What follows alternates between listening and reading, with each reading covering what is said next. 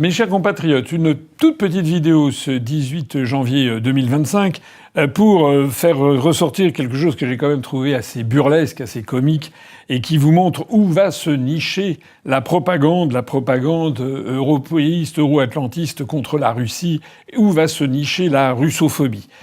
J'ai vu récemment dans une revue qui s'appelle Le Grand Continent, alors c'est une revue, c'est pas une revue grand public, c'est une revue essentiellement sur Internet d'ailleurs, qui a été créée en 2019 par 3 jeunes de moins de 30 ans, 3 normaliens. Il y en a un qui est un Français, il y en a un autre qui est un Italien, et le troisième c'est une jeune femme qui est roumaine, et qui ont lancé une revue à prétention intellectuelle, de haut de gamme, etc., pour soutenir la construction européenne. D'ailleurs, la roumaine, qui s'appelle Madame Ramona Bloch, eh bien, a été passée par l'Institut Jacques Delors. Tout ceci pour montrer que toutes les bonnes fées européistes se sont penchées sur son berceau. Alors, le Grand Continent, eh bien, voilà, si vous allez sur Internet, vous trouverez des articles très louangeurs pour expliquer que c'est une revue de très grande qualité. Alors, je vous en parle rapidement parce que j'ai vu, c'est sorti il y a 2 jours, un article. Quand j'ai vu le titre, j'avoue que je me suis frotté les yeux pour voir si je lisais bien. Ben oui, je lisais bien. Regardez l'article qu'ils ont pondu il y a donc 2 jours ou 3 jours. C'était le 14 janvier, donc c'était exactement il y a 4 jours, le 14 janvier 2025. Un article au titre alléchant. Regardez ça. Grand Continent, économie russe, 2 points pour gagner la guerre. Poutine est en train de cacher une dette colossale.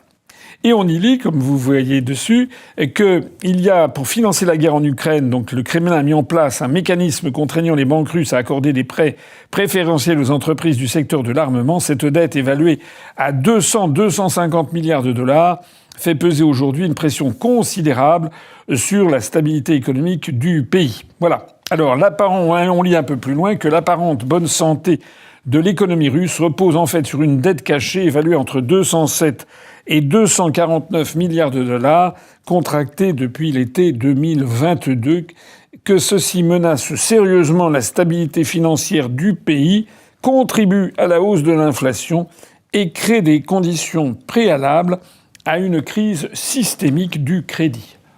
Caramba! Waouh! Alors je me suis pincé, de quoi s'agit-il? Alors, je ne sais pas d'où sortent exactement ces chiffres, mais je suis allé regarder les fondamentaux, comme on dit. Alors, je suis allé regarder un petit peu plus près ce que l'on disait de la dette russe, que ce soit sur les statistiques du Fonds monétaire international ou que ce soit sur un site financier anglo-saxon qui s'appelle Trading Economics. Eh bien, on lit que la dette russe, la dette extérieure russe serait actuellement aux alentours de 306, 307 milliards de dollars, ce qui représente 18,10% du produit intérieur brut. Voilà. Alors, je ne sais pas si l'article du Grand Continent fait état de cette dette dont il parle qui serait au-dessus de ce montant ou inclus dans ce montant. Si c'est inclus dans ce montant, ça veut dire que la dette extérieure russe serait de 308 milliards, de l'ordre de 18,10%. Si c'est au-dessus de ce montant, ça voudrait dire que la dette, pas forcément une dette extérieure, mais une dette supérieure de l'État, une dette publique de l'État financée à l'intérieur même de l'ensemble russe, serait de l'ordre de 200 à 250 milliards de dollars, c'est-à-dire à peu près 15% du PIB supplémentaire. Voilà. Mais je ne sais pas, il ne donne pas de précision sur le sujet. Alors, je voudrais quand même rigoler un peu avec vous. Parce que ce site, comment dirais-je, le Grand Continent, qui nous explique qu'ils sont extrêmement sérieux, qui nous explique que la dette russe était absolument épouvantable, que ça va déboucher sur une crise systémique parce qu'ils ont augmenté leur dette de l'ordre de 200 à 250 milliards de dollars, c'est-à-dire environ 15% du PIB, qui est soit à l'intérieur des 18%, soit en plus, mais si c'est en plus, ça voudrait dire que ça fait 33% du PIB. Je rappelle quand même que la France, sous Macron, l'augmentation de la dette publique a été de près de 1000 milliards d'euros, c'est-à-dire l'équivalent de 1100 ou 1200 milliards de dollars.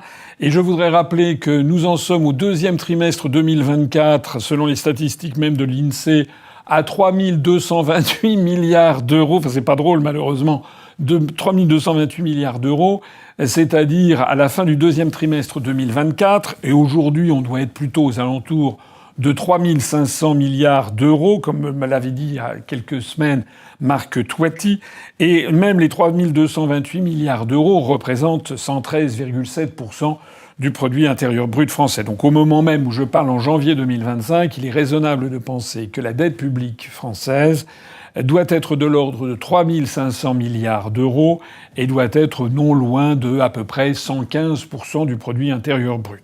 Voilà. À comparer donc avec les 300 à 550 milliards de dollars, c'est-à-dire 250 à 450 milliards d'euros de la Russie, et à peu près entre 18 et 33% du PIB pour la Russie. Voilà. Donc le grand continent pousse des cris d'orfraie devant la situation de la dette publique russe en disant qu'ils vont vers une crise systémique. C'est vraiment minable. Voilà. C'est vraiment miteux et minable. J'ajouterai d'ailleurs au passage que l'économie russe, elle a des problèmes comme toutes les économies du monde. L'économie russe se porte comme un charme. Selon le journal français Les Échos, qui est le journal de l'oligarchie française, la dette publique russe donc est de l'ordre de 18% du PIB. Éventuellement, si on intègre ces nouveaux calculs de grands continents, on passerait à une trentaine de pourcents. Mais selon Les Échos, le taux de croissance de la Russie cette année sera de 3,6%. Je rappelle que, s'agissant de la France, on n'ose même plus espérer 0,9% de croissance. Et je rappelle que le taux de chômage en Russie est tombé à 3%, alors que la France, on ne sait pas où on en est. Sans doute aux alentours de 7-8% pour les seuls chômeurs de catégorie A. Mais en fait, ce sont des statistiques qui sont truquées. Et on sait qu'en fait, le chômage dans sa réalité est très supérieur. Voilà ce que je voulais vous dire. C'est terminé. C'est simplement pour vous montrer à quel point nous avons des dirigeants en France, des élites et des prétendues élites intellectuelles, dans de prétendues revues scientifiques de très haut niveau, qui sont tellement formatés par l'idéologie, par la russophobie, une espèce de phobie, de haine viscérale de ce qu'est la Russie, qu'ils en arrivent à pondre des articles qui sont en fait la risée. Ça devrait être la risée générale. J'ai hésité d'ailleurs à faire cette vidéo. Je me suis dit finalement à quoi bon attirer l'attention sur cette pantalonnade, mais finalement ça vaut le coup. Ça vaut le coup parce que c'est justement ce genre d'informations que nous pouvons diffuser par les réseaux sociaux, par YouTube ou par Twitter. C'est justement ça, que les oligarques euro-atlantistes veulent torpiller en muselant la libre parole sur les réseaux sociaux. Merci de m'avoir écouté. Et puis, vive l'amitié franco-russe et vive la France.